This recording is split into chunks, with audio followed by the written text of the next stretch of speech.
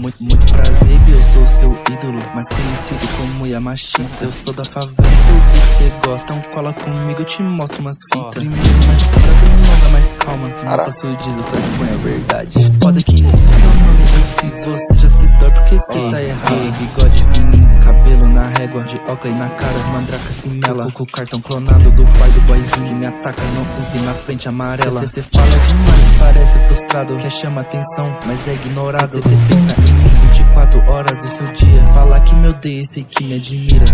Eu acho engraçado o seu argumento, cê tenta, mas nunca consegue. Cê esquece que eu te ajudei no começo, então cala sua boca, mano, você me chega. Chega de falar de treta. Eu tenho as verdades dentro da gaveta, mas eu vou ficar quieto pra não sujar a imagem. Não guardo nem mágoa, quero que se foda. Olha o balance que eu tenho no kiss. Ele mesmo me disse que de todos os seus amigos eu sou mais style que existe. Eu agradeço o seu elogio, mas cê não me engana, cê quer ser mais chauri. Eu não namoro, quero ser solteira, que o pai cachorro vadia já sabe. Quebrei a minha cama, meu quarto é um bordel, fazendo minha grana, casa de papel. Se me olhar torto, quero que se foda. A bitch me olha e fala gata.